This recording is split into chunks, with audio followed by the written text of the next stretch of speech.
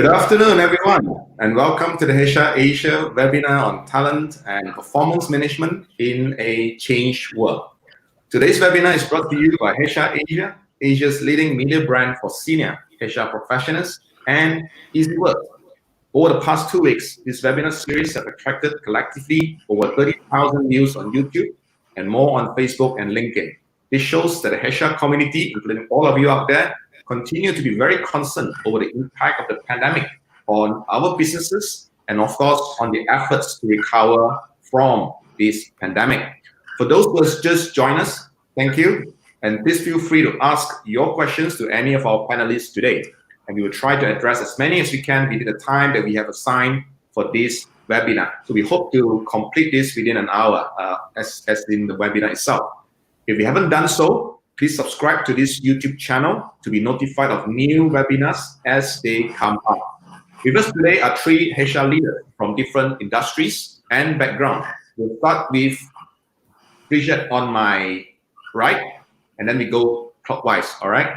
So Bridget from Singapore is head of recruiting Southeast Asia at TopWorks.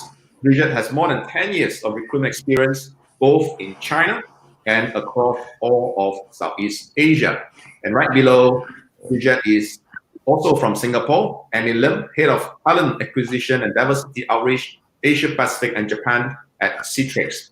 Annie has almost 30 years of experience in Asia, with most of it in talent management and diversity and inclusion. And last but not least, from the Philippines, we have Catherine Aguines, Corporate Services Director at Monocreek Construction. Monocreek is a leader in construction and engineering products in the Philippines, and we'll let you hear from Catherine herself later more about her company. We're delighted and honored to have their presence here today to share with us what talent management and performance management will look like in a world changed not just by the pandemic, but a sudden realization that there are many more things that are beyond our controls. Before we begin, may we ask a question to the audience so that we can get to know you better. Those of you who were with us last 2 weeks know how this works. Would you please type in the comment section which market or country you are tuning in from? If you're from Singapore, type Singapore or SG. If you're from Thailand, type TH or Thailand, Malaysia, NY or Malaysia, and so on to let us know where you are tuning in from. So we see Eric Leons from Philippines. Welcome.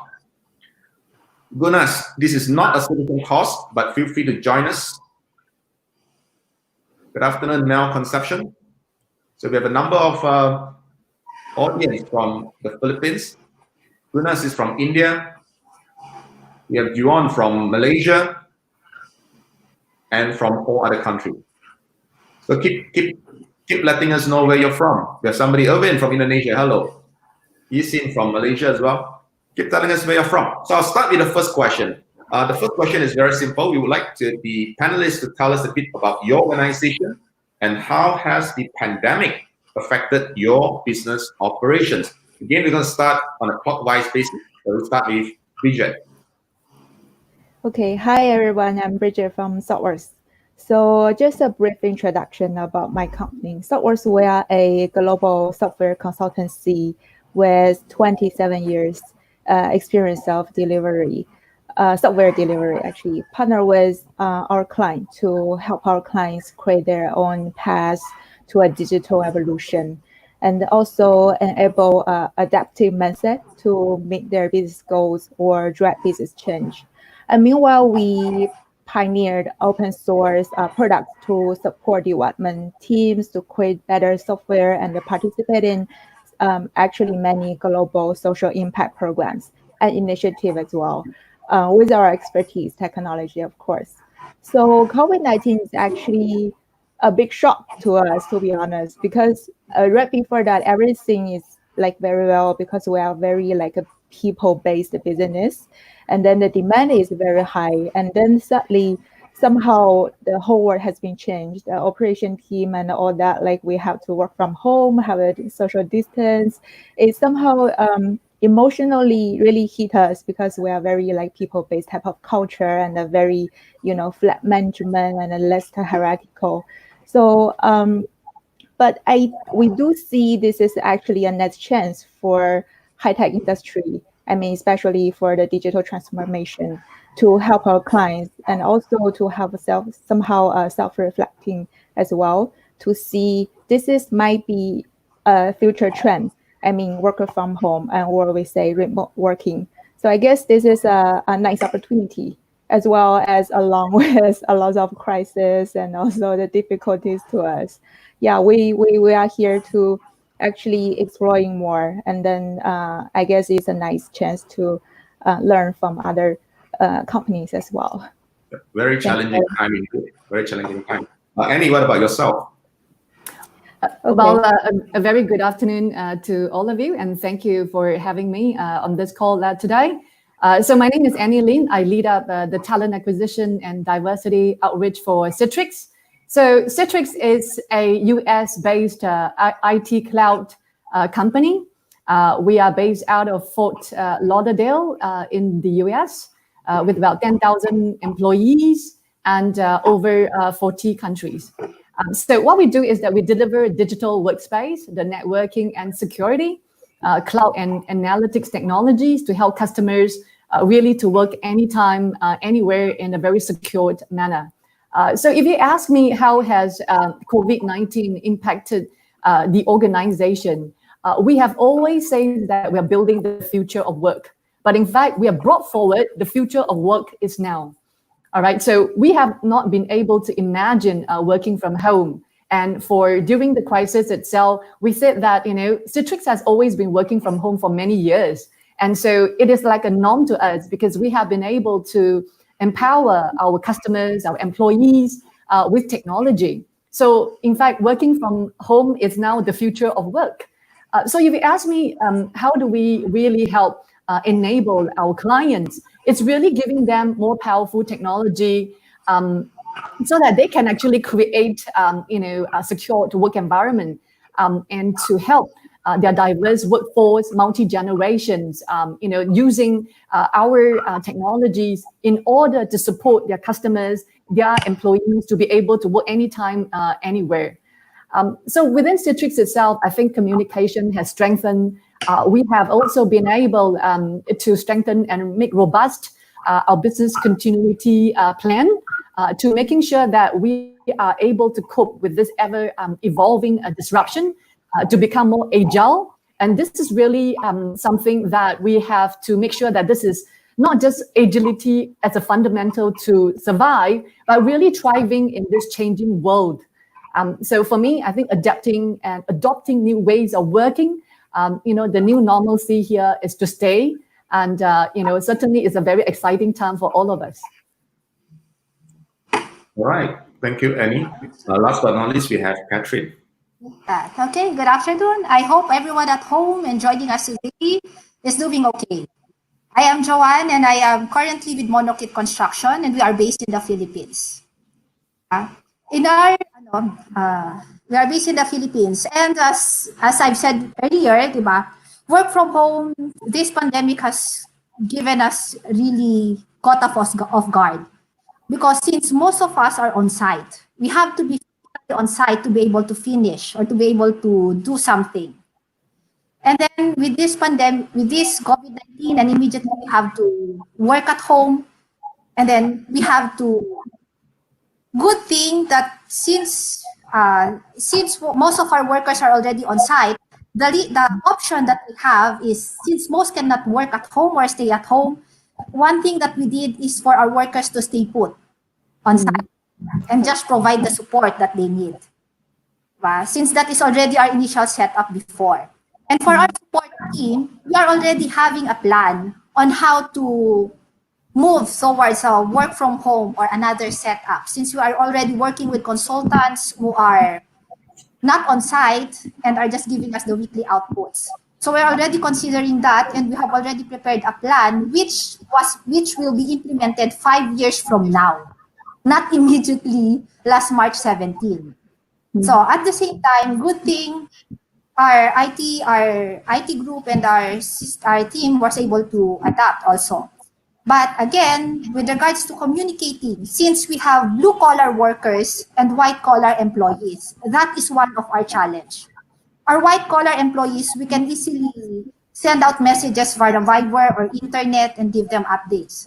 But for our blue-collar employees, they do not have access to those. So our HR has to be innovative, diba? And they have to adjust. So we engage the help of our project managers and our supervisors to be able to reach to them. So far, the system is working, and hopefully, our team is now up and running and preparing our plant and our employees, hopefully, to get back to work this May 18. Yeah. Very good. Thank you. Thank you to all three. So it's very clear from this very brief introduction that the new normal, as we see it, really is the normal that we should have even before the pandemic has broken into things like digitization of our business, ensuring the flexibility of working from home and setting the right technology to enable that, as well as, of course, as Catherine has mentioned, taking care of our employees. These are absolutely things that should be normal, not just new normal. And I think the pandemic actually speed up this entire process of what we want to do to no longer being an option, but a necessity moving forward. So for those who have just joined us, once again, thank you. And please feel free to ask your questions to any of the panelists today, and we'll try to address as many as we can within the time that we have assigned for this webinar. We have all heard of the term VUCA, or volatility, uncertainty, complexity, and ambiguity. I, for one, think that the term VUCA is a little overused. If you think about it, when a man in the Stone Age was being clobbered by other Stone Age men, the world was VUCA to him. Of course, the pandemic has given new meaning to VUCA. Everything that we do will no longer be usual. Let's talk a bit about recruitment and retention in new normal. How would recruitment change moving forward? So we start with Bridget. Okay, thanks, William. So for me, there's not that much change, to be honest, because in Saltworks, I've been in Saltworks for 7 years. I'm a typical internal growth leader. So in Saltworks, we practice agile methodology since day one. We established the office. We believe the only constant thing in this world is change. So in agile methodology, I guess most of you might know that we believe fail fast. So business agility and then quick adapting the fast change word is what we believe and practice as well.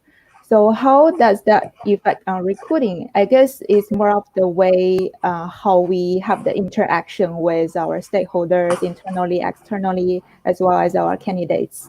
Before we can have very nice, physical interactions with people to build the connections, to build our impact. But since the COVID-19 hit us, we start to think about like how we can maintain the same level of the candidate engagement, and as well as internal and external stakeholder relationship by video calls, by the different way like being creative to have sort of a communication and also some like community set of the things. I guess in a word, the key point would be how we can deliver the value, like we say, the customer value for recruiting, because in Saltworks we are like people business.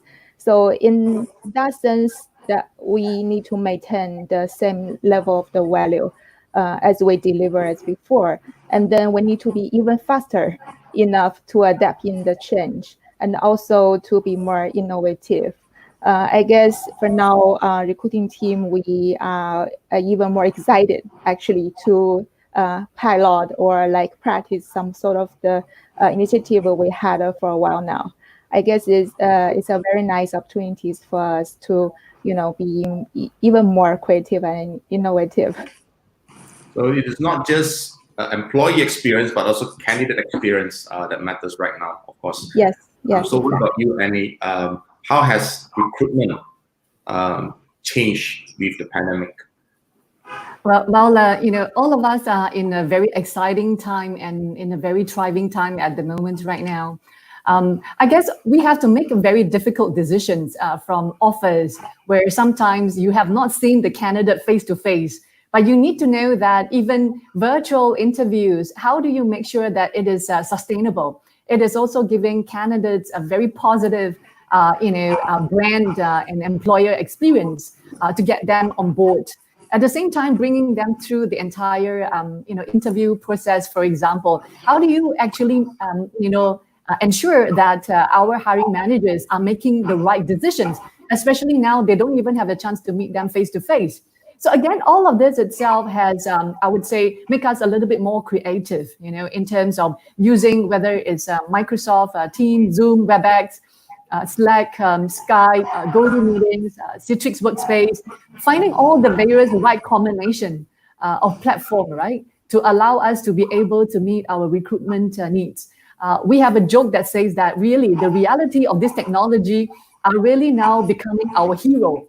So, technology is really here to stay, to help us to make virtual offers, virtual onboarding, even virtual exit, right? So we are constantly evolving and actively adopting it.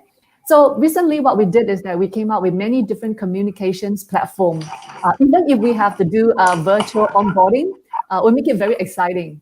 We ask our candidates and we ask our employees for them to come in dressed up, in different culture, because now you are able to welcome them all over the world in an e-meeting. So we ask them to dress in different cultural platforms. We ask them to bring in an object. We've asked them to bring in their child. We even have, probation period pastime. We ask them to bring along different pictures that represent them. What have they done differently during this COVID-19? So all of it, it's about engaging our, employees, making sure that in terms of the digital wellness, even through the technology, we are able to effectively communicate, bring them on board the journey, making sure that they are constantly connected, engaged, addressing their concerns, their queries, their problems, so that on both a professional and personal front, they don't feel distant, right? They don't feel that they have never been with the company or belong to. And most important thing here is that we want to make sure that we build diversity, we build inclusion, that they feel they belong to, even though they have not stepped into the office. So really, I would feel that these are top priorities, and how HR is continuously engaging, the candidates and the employees to make sure that they had a very positive engagement and experience, and that help us to instill a good employer branding. It is very interesting, that how technology and of course working from home has changed things like onboarding, like you mentioned, and even at one point, onboarding isn't limited to your local office, your colleagues within your department or within your building.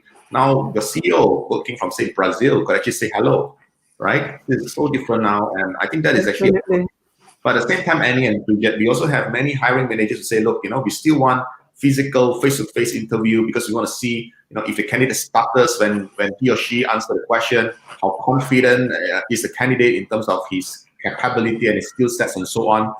How do you address that? How do you transfer that ability to actually see a candidate face to face and be able to discern how good a person is to replace that part with technology? Okay. Sorry. It's okay. Okay. So yeah, just quickly sharing. Actually, in Source, we actually do international interviewing for a while now. Like it's not the first time we met this kind of challenge, in that the candidates cannot have the physical interaction with the company to see your office, to feel your culture, to meet your people, face to face, have a conversation in one room. So actually, because a part of the interview process is pair programming. The developer, like we say, interviewers in Source, be able to pair with the candidate to write the same code, if I put it in a simple way. So that's the way how we show our candidates are, what's the daily work look like, what's your day-to-day work if you join Source. It's more like a showcase, and then, to just let them know, this is your future company, this is your culture. Actually, this is exactly the way how I showed you if you join us. I guess we will just continuously doing that, and then maybe make it more comfortable with both parties, internally and external. Yeah. Right. So it's also very interesting how, in the past, when you want to show candidates a video of your company. You have to turn your notebook around. You have to press a button. You have to wait for it to load, and then it shows on the screen. But with online platforms, you can just do so with just one click, and you can actually see the entire presentation if they wish to. So that is actually a fantastic thing. How has recruitment changed, you think, Catherine, moving forward? Moving forward, okay, especially with us, since most of our applicants or the people that we recruit are millennials, we usually get more from the social media, for example, from Facebook. And even though we interview them, we usually interview them face to face, we usually miss out on something. So even though if we do it online now or via phone or whatever digital means, we are really going to miss out on something. But that is why what we wanted to do now is to also include or involve or deputize our current employees to be able to show, or once they get on board, to be able to show them or to be able to orient them on how we are or what we do, because that is what we already missing out.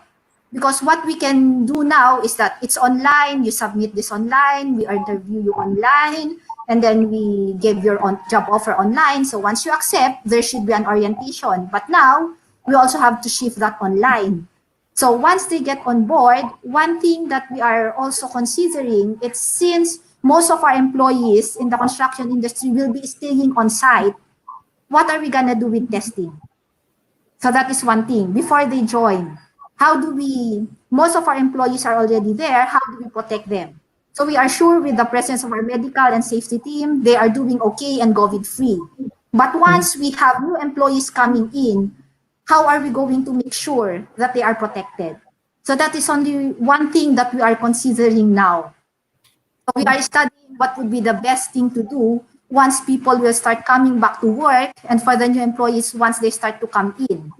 Before, we only consider what school are you from, what's your previous experience. Now we have to consider part of our questions, what area are you from? Are there more COVID positive patients in your area? Are you related to anybody? Or have you met or encountered anybody that has been COVID positive, or whatever you call it? So it's entirely a paradigm shift when you call it with recruitment. And since most are already online, it's just that we have to, as HR practitioners, we have to think of more ways of making it personal online. So that is one difficulty, but I'm sure HR will be able to adapt and give us a few more months or weeks, then we'll be able to have a new way of recruiting.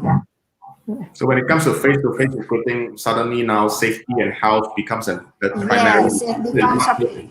Yeah. So don't just bring your resume, bring your bottle of sanitizer as well, right?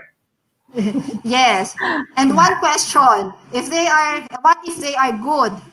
Okay, if they are really qualified and one of the best candidates that you have, do you have to quarantine them for 14 days before getting them on board? Very, very good question there. Very good question there. So we'll move to the next question. So we have discussed a little bit about recruitment and how possibly with the pandemic things has changed, how we have now had to speed up from face-to-face recruitment, face-to-face interviews, to actually having the entire recruitment process, including onboarding and so on, to ship it online. What about talent retention? How has talent retention changed, in view of this pandemic? Shall we once again begin this with Bridget? Okay, thanks, William. So speaking of talent retention, in Southwest, for now, I guess, I guess it's a global thing. Like when the COVID-19 hit us, there's a lot of companies, they are laying off people, they are hiring freeze. Even though my company is still like full speed hiring, but still, I guess psychologically people are a little bit more panic, like they are being more insecure. How do we help them to? And plus, we are working from home, so it's like less interaction with your teammates, hanging out with people, having lunch together. So I guess for us, one point is to make everybody feel calm and safe, and that we are doing well actually. And then meanwhile, we say let's maintain the same level of the quality of the work, and then also can maybe get together, because internally we set up a lot of very interesting initiative, like interest communities, like for parents working from home with their kids. It can be really tough, right? And also, yeah, some other like people, for example, our employee who relocate from other countries to Singapore, they don't live with their parents, they don't live with their family, they live alone, they can be really, really lonely and getting depressed. So how we can help them like mentally to come over this tough period. Actually, this is one of the key initiatives we are piloting right now. And then, of course, as I mentioned before, the customer value is very important. So I guess for now, we just maintain the same level of the engagement with our people internally to help our people to better understand actually, because we are doing consultancy work. So internally engagement is also very crucial as well.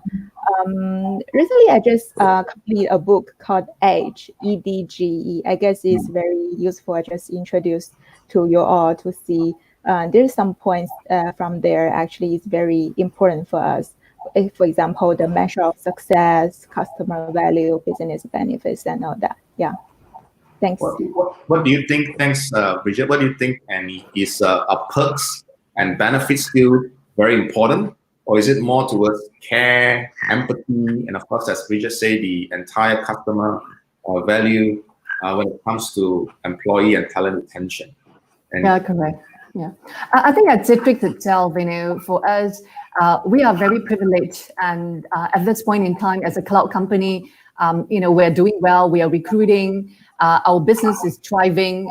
Our stock price is also increasing. So for us, more importantly, is that how do we ensure that we continue to thrive through these challenging times, ensure that we are productive, but with excellent employee experience and engagement to retain our top talent. But at the foremost, we are very concerned about safeguarding the employee well-being and making sure that we promote and ensure that there's mental as well as emotional health. Right, but at the same time, as we moved into the months of the COVID-19, we are continuing addressing changes in organization, the structure. Where are we doing well? Where are the areas that we're improving? We're changing the different engagement model. We are also developing new collaborative models in order to enhance work efficiency. I give you an example, like, whenever we always advise the leaders, whenever you do virtual meetings, because we are just back-to-back meetings. It seems like non-stop. So I'm very sure that all of you are working round the clock, because you cannot tell people you cannot find a room anymore, right? Or you cannot tell people, sorry, I missed that timing, because you're right on the dot because you're behind your laptop most of the time. So for us, whenever we tell our leaders, please show empathy, please show care, because now employees seems to be working round the clock, And obviously, a lot of us, we want to make sure that while we measure performance of the employees, we always have to make sure that while we have this regular check-in, right, we discuss about not just their KPI, but also what are the challenges that they have overcome. We also continue to have employee recognition across all the different functions.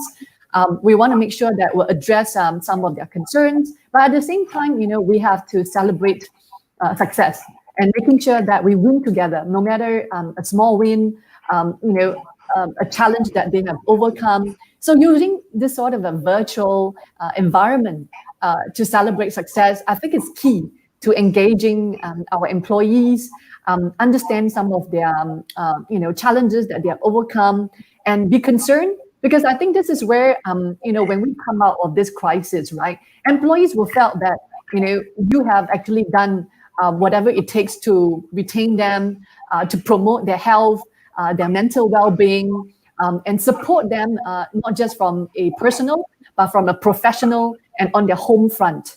So I think it's important that we reflect, the engagement through showing empathy, and also continue to show support to our employees.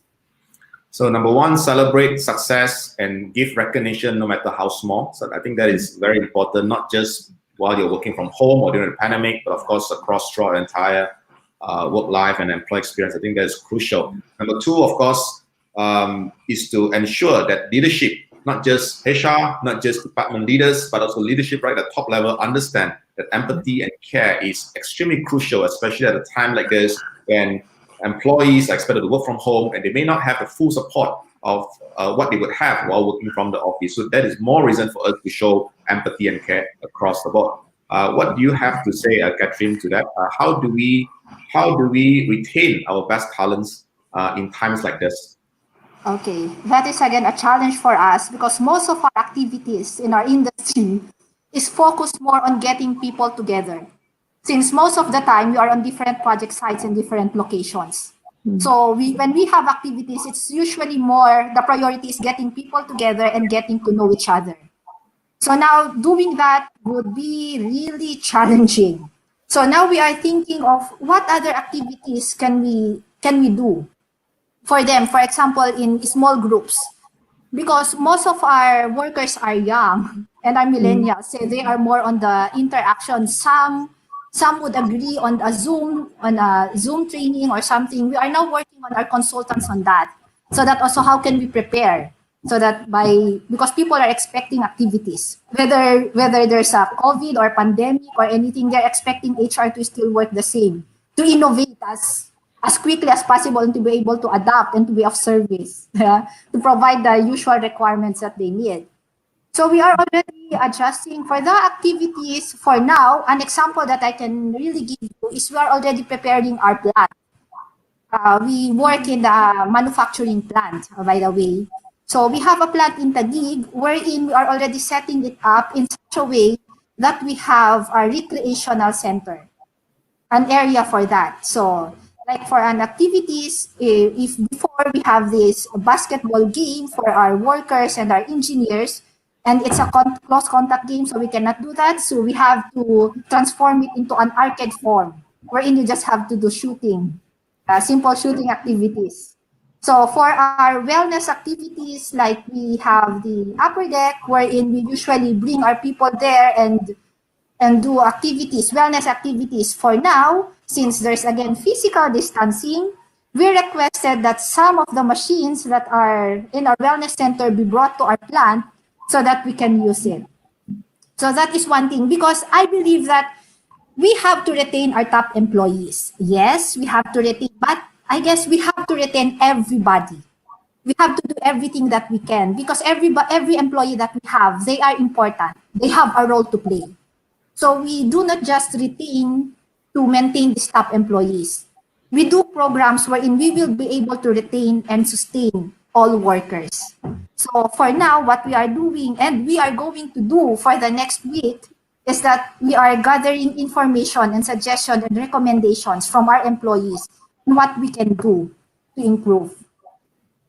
All right, so do not lose focus on your EVP.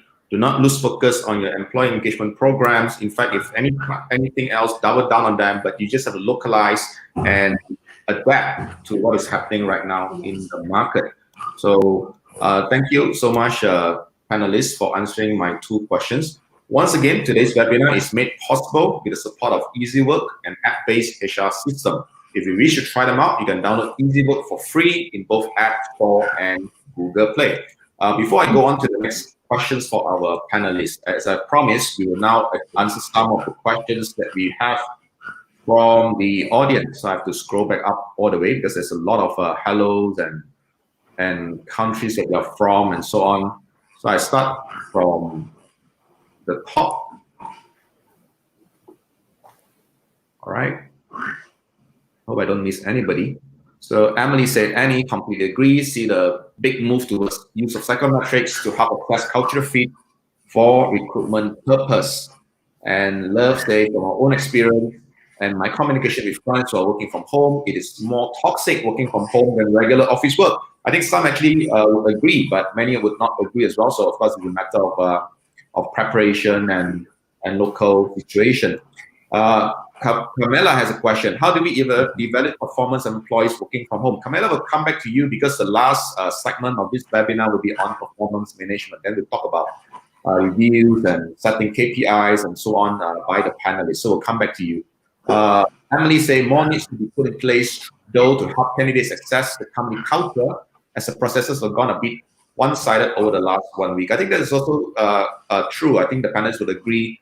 Really, how to reinforce our EVP, how to reinforce the value that we stand for, especially when candidates and employees are working remotely. How do you then translate that EVP, that positioning, that purpose into online and something that people can actually see, even though they're not working together with us? Camille, isn't it also challenging to impose values online to new employees who are yet to adapt to the company values? Agree. John asked how the performance management review. So again, John will address this in a short while. Lisa said, true safety of existing employees should be priority now. Luis also asked about employee performance. We'll come to that. So was Leila. Have I missed anybody? Mazi say, how do we align performance management? Again, very good questions. We'll come to that again.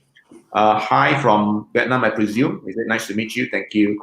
Annie has mentioned new engagement model. Could you explain more? So maybe we'll take this now. Annie, you have mentioned new engagement model. Would you like to explain a bit more? Not a problem, sure. Some of the engagement model that we do is that in the past, what we do is that we will welcome, our candidates on board face-to-face, right? You probably have, after a tea break or a lunch break. So what we do now is that we surprise some of our candidates, when they're on board. We send them very nice, welcome lunchbox. It's something that they never, surprise, and sometimes we send, flowers, for example, or bouquets, or our colleagues who are not well, or something that happens to them. So I think it's important that even we celebrate birthdays, we give them surprises. Some of the new engagement models that we have is that instead of coming for a meeting, we always have a theme, right? So for example, if there's a Friday meeting itself, we make sure that we come in maybe our country, diversity, or we come with a sort of afternoon tea break, or we come with an afternoon drink. We celebrate on Friday. We tell people don't always be working. On a Friday, late itself, just like you let them go off earlier. You have to let them go offline earlier. Don't wait until, when the employees are burnt out, or when they have stress, or when they have anxiety. When you hear more calls from the employee assistance program, that they need more of all of this assistance. I think one of the key things that HR has to do is to preempt, right? We even have some of the QBR that we done on sales calls. We even demanded some of the top sales. They would have to send champagne, to those people who did not manage to get the top sales. So some of the new engagement models itself, give surprises. We can use technology to send regards to people. So I guess, the engagement models can be many different forms. I would believe that you would have a lot of other innovative ideas, but think about it, it doesn't have to be physical. For us, I think in the company, we value, our safety of our employees. That's very important. We want them to stay at home. We want them to be healthy. We want them to make sure that they take good care of their mental health. So some of the things that we do together is that we do yoga together, virtual yoga. We do virtual competition of exercises, just to make sure that this engagement model help them to really understand that physical, mental well-being, mindfulness is important. Right? So this is how we value the employees' contribution and their productivity. All right, thank you. I hope that answered the question.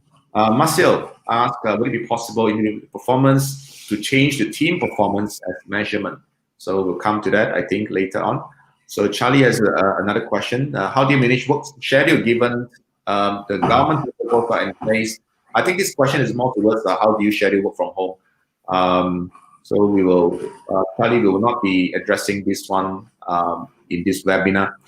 We all are learning as far as, for most of us, this is an unprecedented question. This is from Muhammad.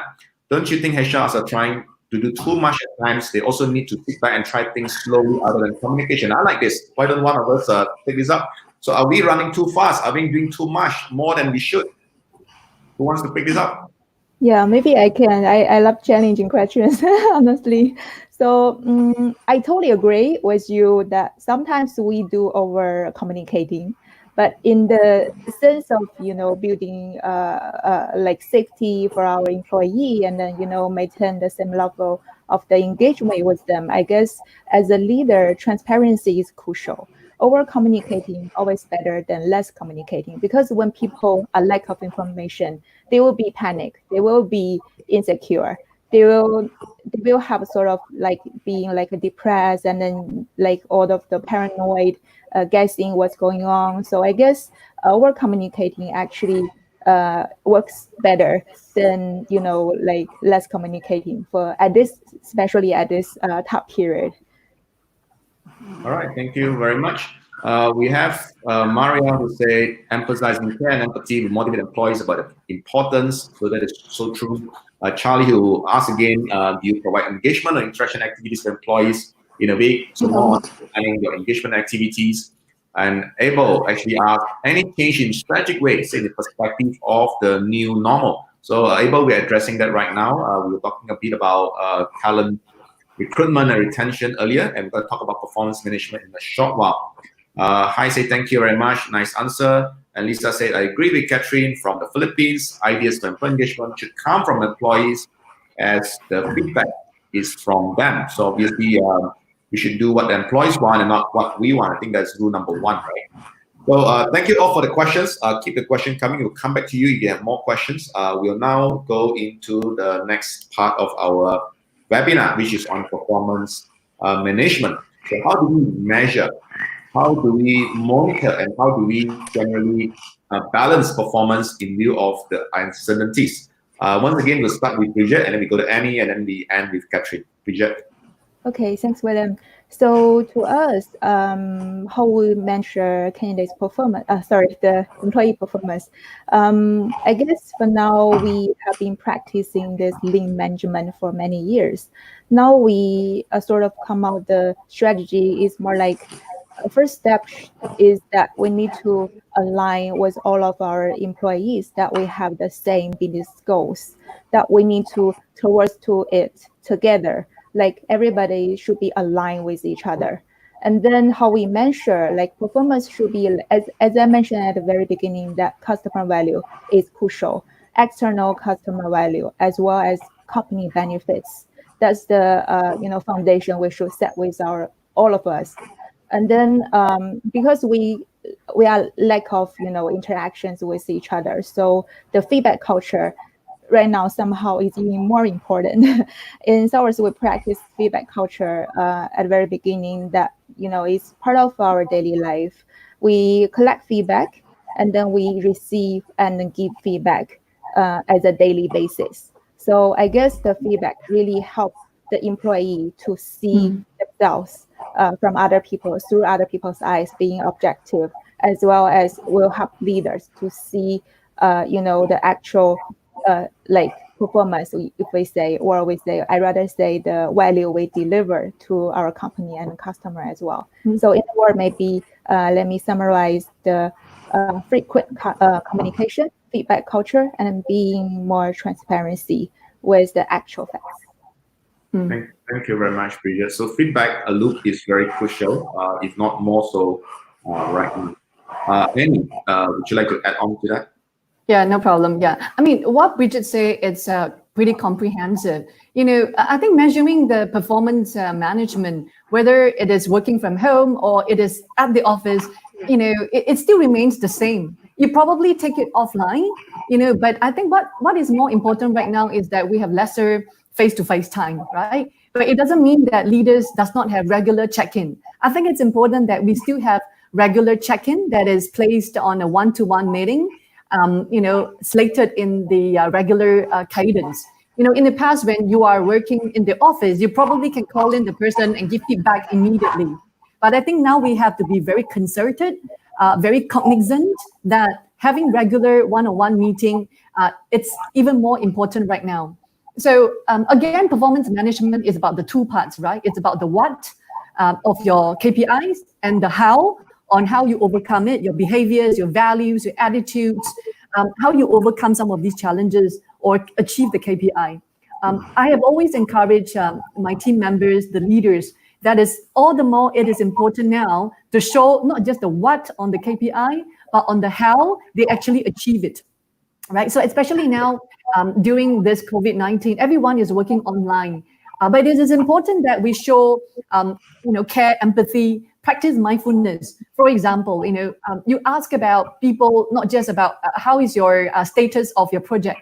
I think it's important sometimes when we do discussion performance, right? It is important that we practice what I call human conversation, because it's always good to start off with asking, the employees or the individual, how are you feeling? How are you coping at work? Working remotely. Some of the employees just started with us. We have not even seen them face to face. We could ask them, how do you find it effective? What can we do to help you to develop? How can I better support you? So I think that's important rather than, I think having a good, dialogue, a good conversation is important, building that continuous trust, giving them the empowerment so that they feel that even working at home can be productive. So obviously you would have your weekly work plan, identify the key tasks, the key project, making sure that there's ongoing conversation. And then you sign off, you approve. But I think it is important that we teach our employers, our hiring managers, our leaders, that it is important, right? While you measure the performance, you're keeping them on track. They themselves have to show accountability, that they follow up, they're going through all these changes and helping also maybe the employees to overcome some of the struggles that they might have. Because as a HR, you don't want to come to the mid-year or the year end, you will have issues with performance grievance or where they have not documented it properly. We can still continue to use many of these technologies, that whether you're using Workday or you're using SuccessFactors, to continue to make sure that we document that down, but all the more now using technology to leverage it and to make sure that we have proper documentation. We continue to motivate. We have a work plan for our employees, but more importantly is really empowering them so that employees feel that they're empowered, they're trusted, their productivity is not monitored about how many hours they're sitting behind the laptop. So I guess my point is to show them transparency, giving them the trust, empowering them with the productivity that they can be able to work from home, and yet it is very rewarding for them. Thank you. And so again, use technology and leverage technology to monitor, to align, and also, of course, to manage your employee performance. But more importantly, on top of that, layer it with plenty of care, plenty of love, plenty of empathy, because ultimately it is human that we're talking about, not just robots. And you can say, how many meters have been running, when is the next fill of oil or gas that you need, right? So, Catherine, would you like to add on to this? I do agree with Bridget and Annie. And then if we mix it all together and we combine all the things that they've said, in our industry, we have a specific output. If we finish a building on time and we were able to turn over it to the owner on time, then it means that the team worked together. And they were efficiency-wise, we can say that one team worked better or another. But as long as we are able to finish our project on time, it means that they did their part. So for now, with our team, we have an operations group and a support group. Our operations group, I don't know if fortunately or unfortunately, they are on site, they are stationed on site, and they are there, stay put.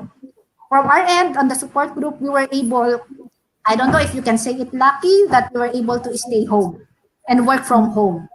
So now, all we have to do is on site, from our end, we have to make sure that the weekly output that are required of us for our projects, the plans or the details, the information that our projects need to be able to continue will be provided to them on time. So far, our projects are on time. We were able to submit and join biddings, and more importantly, for our employees, our payroll is on time. We are processing it on time. So I guess even though we are adjusting, good thing our employees were able to adapt. And then at the same time, I do agree with Annie that we really have to trust. If before we at any time we can just go on site and check what they are actually doing or talk immediately to a person if they want to give feedback. For now, we have to trust and believe that we have properly trained and equipped them to do the right thing, and that they will be able to provide us the output that we need and expected of them. Thank you to all three. So we have a few more comments from the audience. Keep it coming. We have Love Nuffable. I hope I get your name right. Who says, how can we say to our bosses that we are not robots, receiving calls, emails, and submits reports in a day? I believe that as a superior, there's a need for psychology consideration in sending messages. So I assume, Love, that you'll be getting your bosses WhatsApp and email and SMSs and so on throughout the entire day. We feel you because some of us do as well.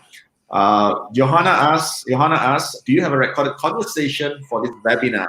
Yes, we will be releasing a link to this webinar, I think by Sunday latest in the HR Asia Facebook page or the HR Asia Customers Work for in Asia Facebook page. So we provide a link. You feel free to again to revisit that and share with your friends who may not be here today.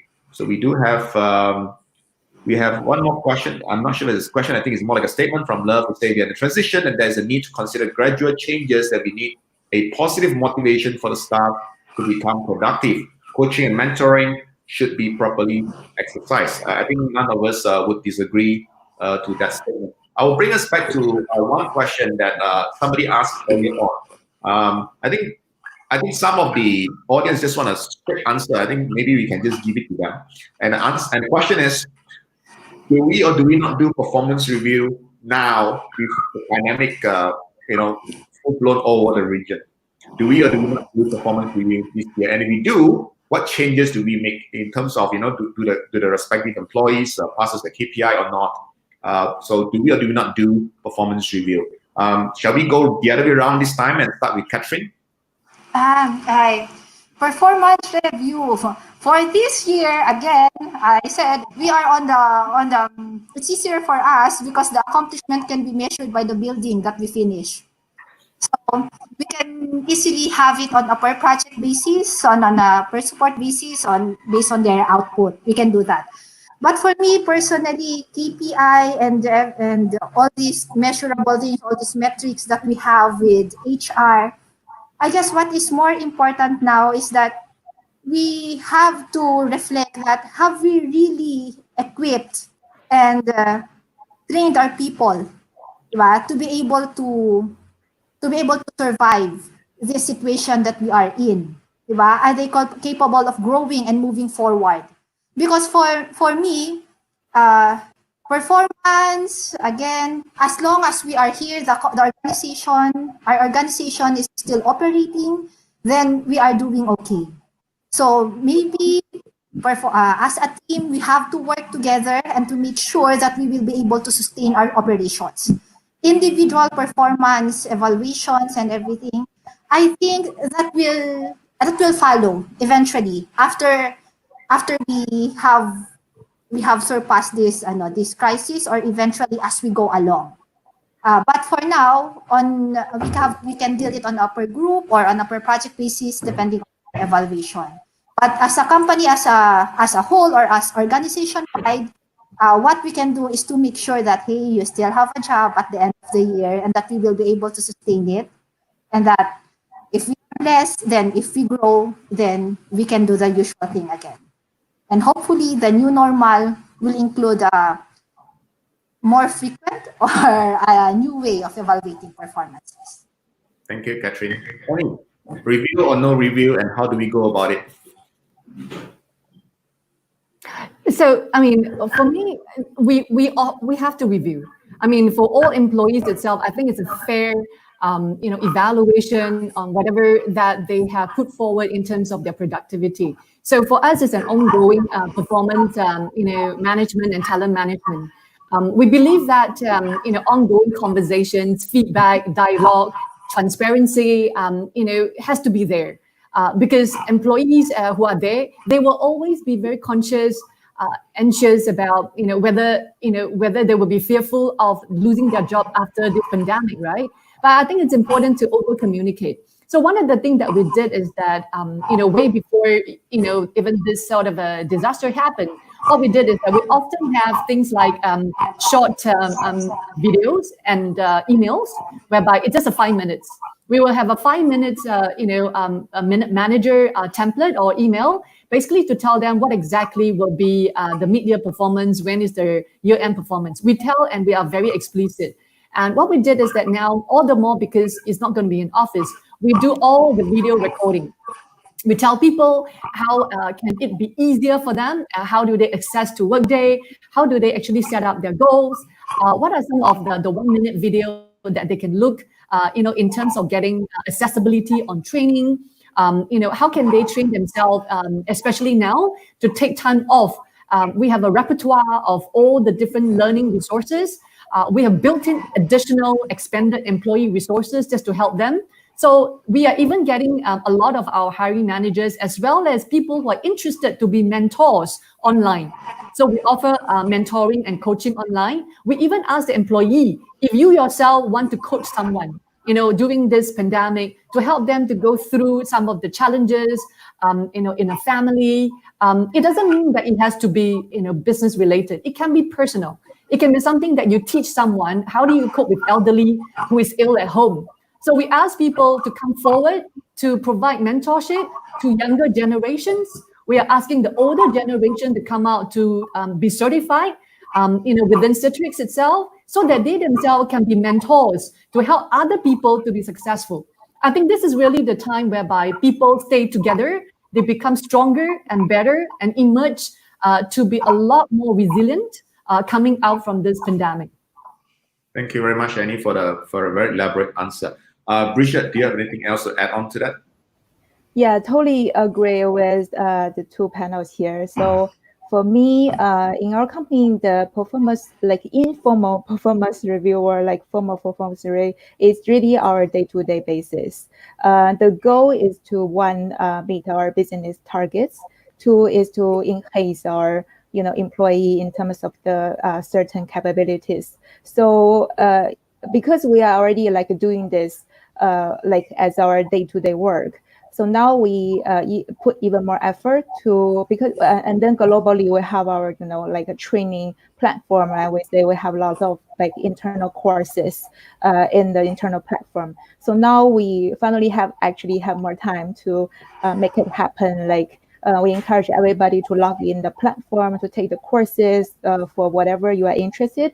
And then actually in Thoughtworks, everyone has a sponsor to help you since the day you join Thoughtworks. So I guess we just continuously doing what we are doing and then make it even better to our employees to help them enhance their certain capabilities to help create a better career path here. Thank you to all three of you. To wrap up today's webinar, shall we go around the panelists one more round and have your last thoughts on the change that HR must not anticipate given the new normal, given the fact that it's a change world because of the pandemic and so on. So it's not just limited to talent performance management, but what do you think HR should be prepared for moving forward? Once again, we're going to start with Catherine, and then we go around to Annie and Bridget. Catherine. Okay. During this time, there has been a lot of books teaching us how to manage people, as most HR practitioners have done before. We even have the statistics studies proving that this method works. But during this time, I believe that, during these uncertain times, one thing that we really have to learn is to trust in all aspects in our employees. And again, to believe that we really have equipped and prepared them properly to survive this. But at the same time, what is difficult, or what I encountered as a challenging part, is we also have to give them hope. As I have discussed before or earlier with one of our consultants, trust in our employees, they are just like plants. We know that they are alive and that they are there, but it also needs sunlight to be able to survive. So during this time, we have to really trust in them in all aspects.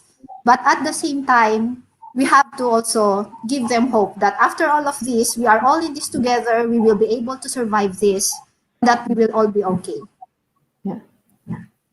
Absolutely. All right. Yeah, correct. I think, very much agree. now more than ever, it is vital for managers, right, to establish a sense of psychological safety, digital wellness, right? I mean, these are difficult times. It is likely that COVID-19 pandemic will be having a lasting effect on how we work. But more importantly, is for us to lead our employees effectively, to help them to thrive in this new normal of business continuity. I think it's important that we continue to establish a sense of psychological safety, focusing on trust, on transparency, encouraging empathy.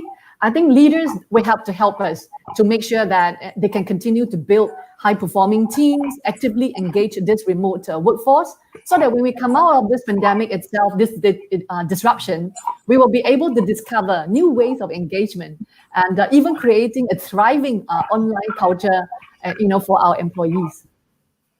Very good. Bridget, last but not least.